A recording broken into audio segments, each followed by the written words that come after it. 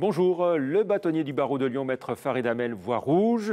La raison de son courroux, la réforme de la justice et les ambitions démesurées des experts comptables vis-à-vis des avocats. Il est notre invité aujourd'hui. Bonjour. Bonjour. Pas content, mais alors pas content du tout, Farid Hamel. C'en est fini de l'interdisciplinarité bien organisée entre les avocats, les experts comptables et les notaires? Non, ce n'est pas du tout fini. On continue à travailler dans ce qu'on appelle l'interprofessionnalité avec les notaires et les experts comptables. Simplement, on a eu récemment un épisode malheureux avec un publi-reportage dans lequel les experts comptables, via leur président, se présentent comme des conseils en droit social. Voilà, vous avez pris la peine d'écrire au président de l'Ordre des experts comptables, Damien Dreux. Un bon bugne-à-bugne, ça ne suffisait pas. Il fallait qu'il reste un écrit, et en espérant aussi avoir sa réponse, j'imagine, officielle. J'ai voulu laisser une trace écrite parce qu'il y a déjà eu dans les années précédentes des incidents identiques qu'on a toujours voulu considérer comme des incidents isolés, mais on ne voudrait pas que dans le public s'instaure l'image que l'expert comptable puisse faire du droit à titre principal, surtout dans une activité aussi complexe que le droit social. Oui, vous déniez aux experts comptables le droit de s'arroger le titre d'expert social et fiscal dans les entreprises. Ils peuvent l'être en ce qui concerne la gestion des bulletins de salaire. Ils ont de très bons logiciels, il n'y a pas de difficulté, mais la matière sociale, même pour un avocat, c'est une spécialité et n'importe quel avocat ne peut pas le faire. Donc un expert comptable réalise dans ses études une quinzaine ou peut-être 30, voire 40 années de droit en début de carrière. Ensuite, il ne fera plus jamais de droit. Il va embaucher des jeunes juristes, mais le travail ne sera jamais contrôlé. Donc il y a un gros problème de qualité de prestation. Il ne faut pas chercher des parts de marché. La frontière entre les hommes du droit et du chiffre reste bien marquée. La compétence, uniquement la compétence des prestations de qualité. Chacun dans son pré, les vaches seront bien gardées. Le client est satisfait lorsque le travail est bien réalisé. Alors, pendant que vous vous écharpez avec les experts comptables, Maître Bremens fusionne des notaires et des avocats. Le groupe d'expertise comptable CGECO rachète des avocats, des huissiers, des études de notaires. Mais c'est la preuve du dynamisme, notamment à Lyon, où les professions s'entendent bien et réalisent des opérations de ce type que l'on approuve. Il n'y a pas de difficulté. Plus on sera fort et puissant, Lyon est un barreau très dynamique, notamment le barreau d'affaires, puisqu'on parle des fusions avec les cabinets d'expertise comptable. Ce sont des cabinets dynamiques, puissants, très compétents. Ils allient des compétences pour avoir des parts de marché plus importantes, mais en privilégiant toujours la qualité. C'est le maître mot de ces fusions.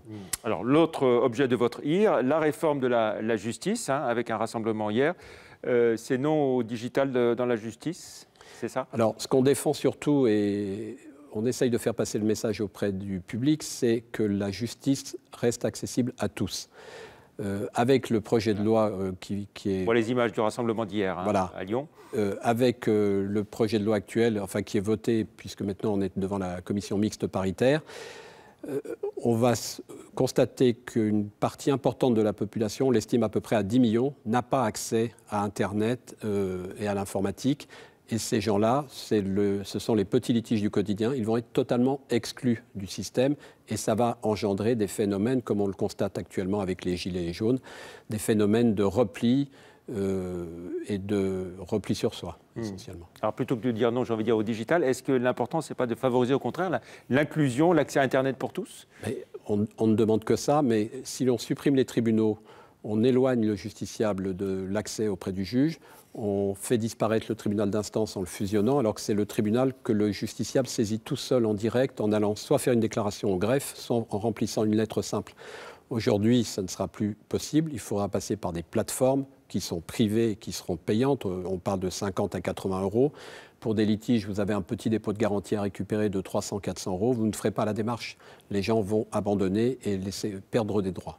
Alors, c'est que l'argument qui est mis en avant, c'est de dire que ça va permettre d'aller plus vite, la justice est engorgée, ça va être plus rapide. On souhaite que la justice aille plus vite. Il faut simplement qu'elle s'en donne les moyens. Je vous rappelle qu'on est au même niveau que l'Albanie en ce qui concerne le budget de la justice. Donc c'est une catastrophe au niveau européen. Il faut absolument que l'État en prenne conscience. La justice a un coût, de même que les hôpitaux ont un coût. C'est un service public qu'il faut rendre. Et dans le budget de la justice, il y a une augmentation. Un petit peu augmenté quand même. Il y a une augmentation qui est indéniable, mais cette augmentation est malheureusement absorbée à hauteur de 95% par l'administration pénitentiaire, puisqu'il y a des constructions de maisons d'arrêt, et puis il y a tout l'entretien, les payes du personnel pénitentiaire qui est énorme. C'est une charge énorme dans le budget de la justice. Donc, pour, par exemple, le numérique, ça représente à peine, je crois, 200 ou 300 millions sur 5 ans. En l'état actuel des choses, donc commission mixte paritaire, ça va passer comme ça Alors, la commission mixte paritaire, malheureusement, j'ai eu un écho auprès du vice-président de la commission des lois, qui est sénateur et également avocat, François-Noël Buffet.